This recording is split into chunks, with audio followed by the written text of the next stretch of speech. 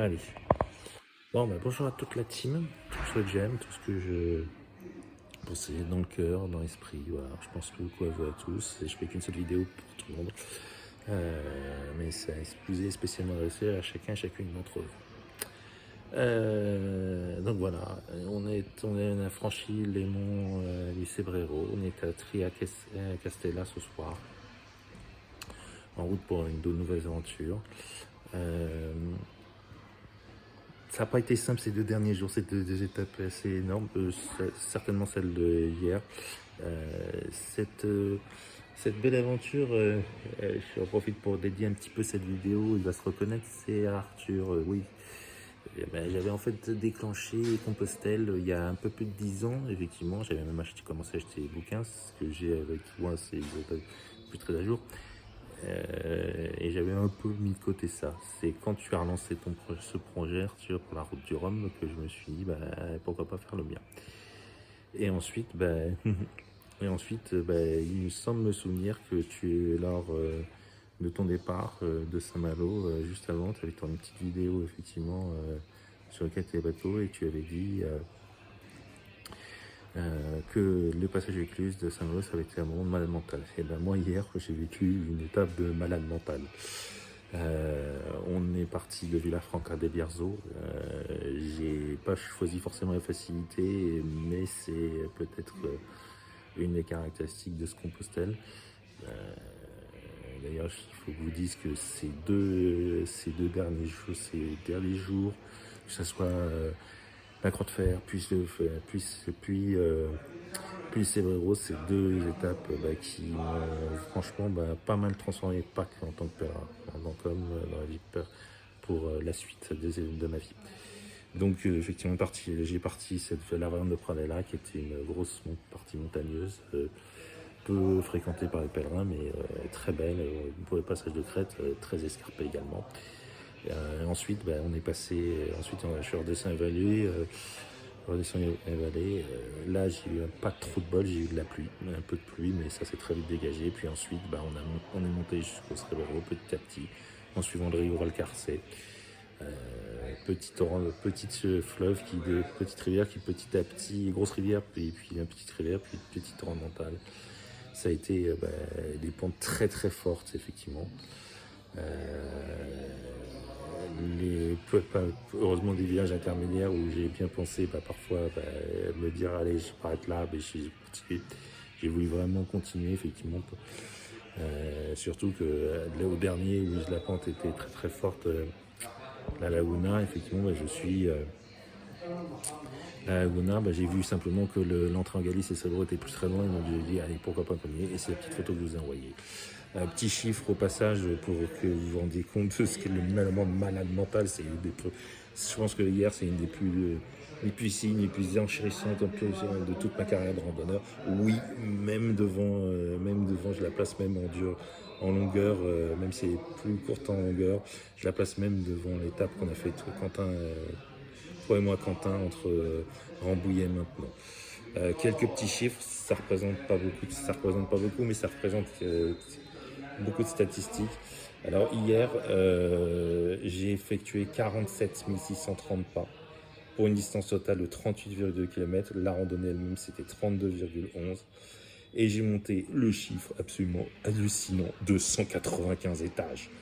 Une randonnée qui a duré 7h18. Autant de vous dire que j'étais totalement mort à la fin, exhaustif, complètement vidé, avec 1962 mètres en montée. En montée 1199 en descente. Oui, ça c'est la descente, c'est évidemment la descente de la variante de Pradella. Et avec un maximum et un dénivelé d'un seul coup de 1294 mètres, voilà, en un instantané. Aujourd'hui, ça a été, et j'ai grillé 3502 kilocalories dans l'histoire. Autant vous dire que le repas avec mes petits compatriotes Frenchies, ça a été très bien vécu. Aujourd'hui, ça a été beaucoup plus calme. Je vous cite juste le chiffre. Effectivement, aujourd'hui, ça a été une petite randonnée de 4h58, 22 km 81, 1718 kilocalories dépensées jusqu'à présent.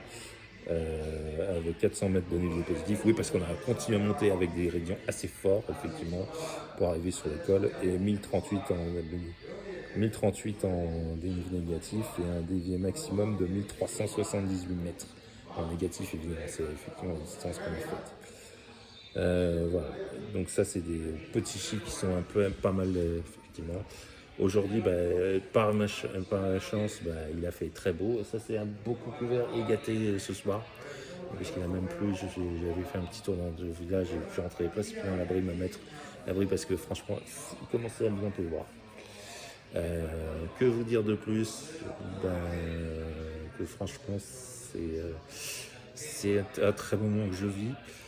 Il reste encore 6 jours, 6 jours avant d'arriver à Compostelle. Là maintenant, on a vaincu les dernières montagnes, donc ça devrait être plus simple. Mais ça ne sera pas forcément le cas puisque la Galice c'est un peu vallonné, donc ça va monter et descendre, mais rien de comparable à ce qu'on a vécu.